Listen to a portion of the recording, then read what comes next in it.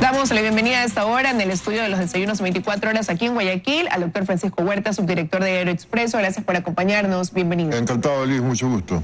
Bueno, sin duda alguna yo creo que nos causó sorpresa, pero también preocupación el anuncio que realizó ayer el número 2 de las FARC, Iván Márquez, quien a través de un video dijo que formarán nuevamente pues una nueva guerrilla, por decirlo de alguna manera, y que retomarían esa lucha, dejando así o poniendo en riesgo ese acuerdo de paz que se estableció en Colombia pues ya hace un par de años. ¿Qué lectura hace usted de este anuncio? A mí me inquietó sobre todo esa voluntad de generar miedo. Ya no vamos a mantener la lucha contra objetivos militares, no vamos a atentar contra la policía ni contra los militares, sino contra la oligarquía que mantiene el estado de cosas en que está Colombia. Eso significa terrorismo a todo nivel en la sociedad civil. Un terrorismo que ya vivió Colombia. Escandaloso. Y que no logra borrar, obviamente, ni de su mente ni de su... A todos nos alegró la firma del acuerdo de paz, con todos los bemoles que eso tenía y todas las concesiones que se hizo a la FARC. Tienen legisladores nombrados a dedo, prácticamente. Y de pronto rompen con todo y entran en esta nueva fase de lo que ya significó 250.000 muertos a lo largo de los 50 años que viene después del asesinato de Gaitán, peleando los colombianos entre sí. Porque aquí hay un eufemismo que yo no quiero seguir usando. Siempre se habló del conflicto. Era una guerra civil contra unos alzados en armas por el asesinato de Gaitán, liberales primero, que dividieron en marxistas, leninistas, comunistas, y luego en traficantes de drogas. Esa ha sido la desgraciada evolución. Ahora, ¿pero qué cambió quizás en estos, o qué fue cambiando en esos 3 años después de aquel 26 de septiembre del 2016 que se firmó ese acuerdo de paz que lleva a este nuevo anuncio por parte de las FARC? A un sector, ¿no? A un sector, a decidir, sí, vamos a desconocer ahora ese acuerdo y definitivamente pues vamos a regresar con este terrorismo. Yo creo que la persecución por vínculos con narcotráfico de algunos como el que está exilado en Venezuela y la colaboración del gobierno de Venezuela para que eso ocurra es lo que posibilita que un sector haga este anuncio macabro, tal vez en la posibilidad de negociar, porque no tienen ahorita una capacidad para hacer ninguna otra actividad de fuerza, quieren unirse con ELN, pero eso tampoco es una fuerza mayor. Yo creo que el proceso de paz de Colombia está garantizado por voluntad de los colombianos que lo ratificaron en una consulta. Ahora esperemos a ver qué ocurre en estos días, pero la ofensiva que las Fuerzas Armadas colombianas van a tomar también va a ser durísima. Es decir, vuelve la violencia de todos modos. Ahora, para raíz de ese anuncio, pues hubo una serie de pronunciamientos y hubo quienes decían que realmente esa desmovilización de la que se habló en ese 2016 frente a presidentes de varios países, cuando se hizo en un emotivo acto esa firma del acuerdo de paz. Firmaron con un cartucho. Dicen que esta desmovilización en realidad nunca se dio en la práctica, que quedó solamente plasmado en un papel, pero que lo de ahora, por ende, no sorprende. Entonces, y traían a colación recordar que después, cuando se dio en octubre ese plebiscito, ese referendo, pues también hubo un pronunciamiento por el no, y que quizás ese grupo de personas que votaron por el no, que viven dentro de Colombia, veían algo que las autoridades y a lo mejor externamente no vimos. Y que por eso a ese grupo no le llega a sorprender esta decisión ahora anunciada el día de ayer. Pues a mí no solo que me sorprende, sino que me disgusta. Porque la paz es un valor sin fronteras, así lo decía algún pontífice.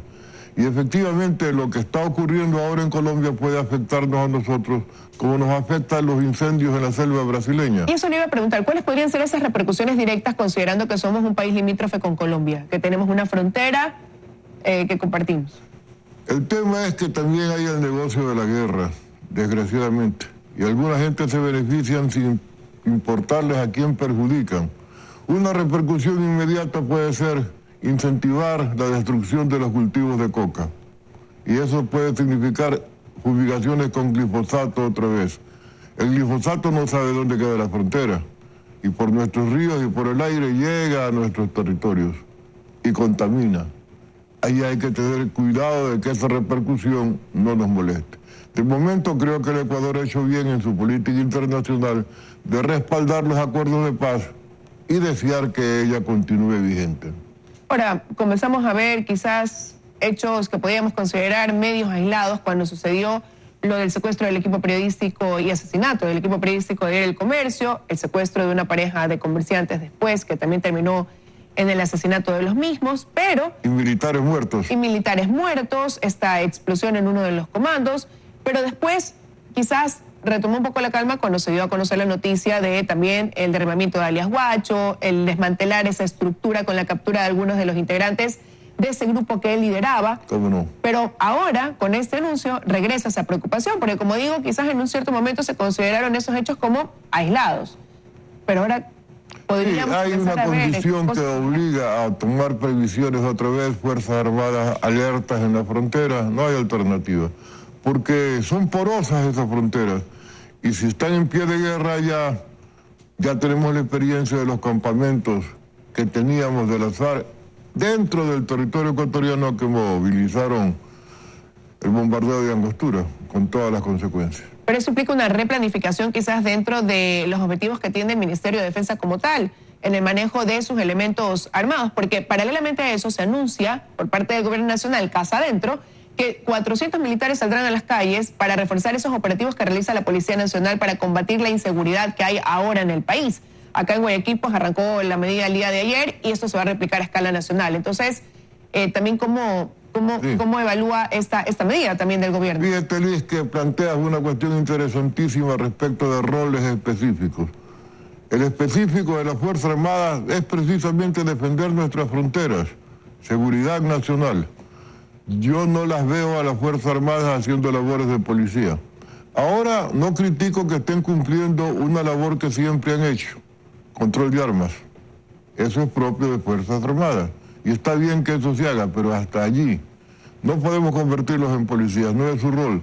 Tienen que hacer trabajos como los que ahora obliga la situación en la frontera. Bueno, pero ya en el tema de su rol en las calles, que va a ser este control de armas, como usted decía, quizás la simple presencia de ellos ya causa intimidación. Es disuasivo. Y es disuasivo y puede llevar a que se disminuyan esas cifras que hoy por hoy ya están a la par de lo que cerró el 2018.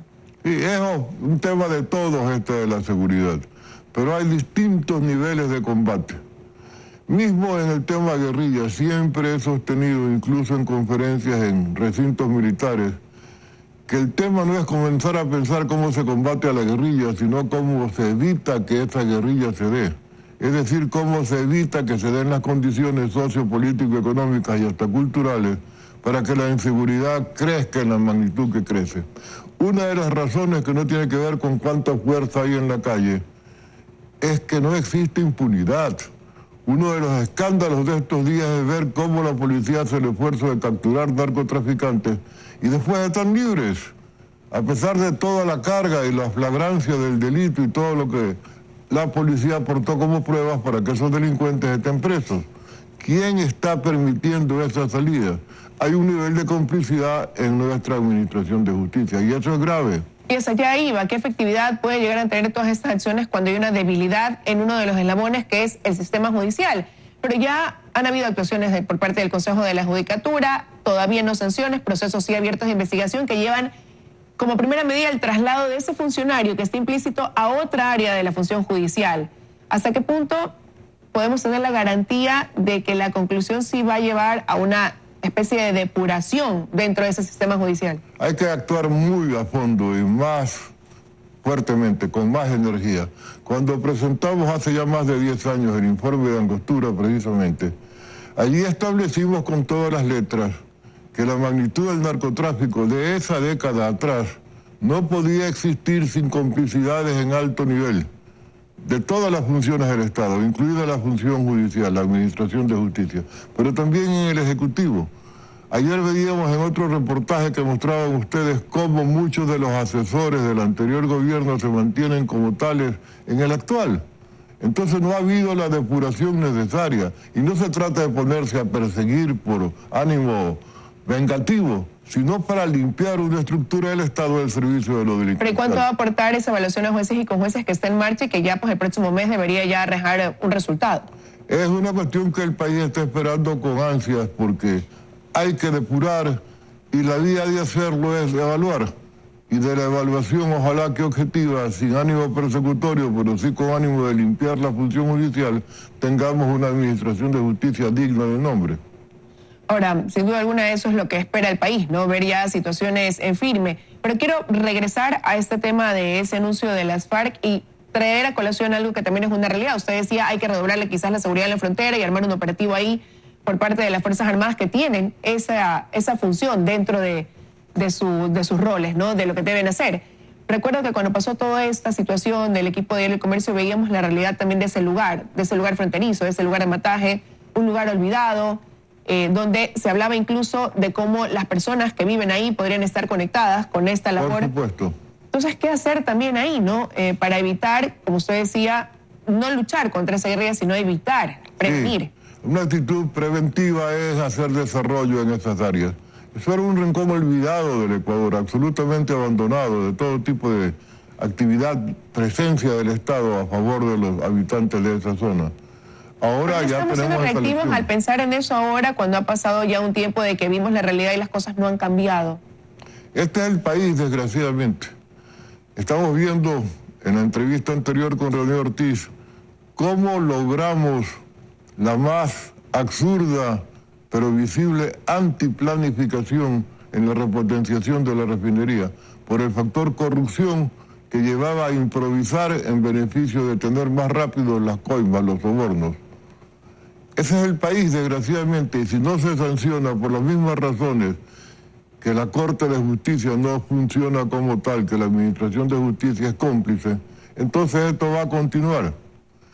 A mí no me gusta, en términos de entregar un sector estratégico a terceros, si no se tienen bien claras las reglas del juego, calidad, pero también precios, porque en nombre de libre comercio, y está bien la libre comercialización de gasolinas y combustibles, si nos bajan los precios con esa libertad, pero si es para subirlos, y quién sabe con qué garantía de calidad, entonces no es un buen negocio para el Ecuador.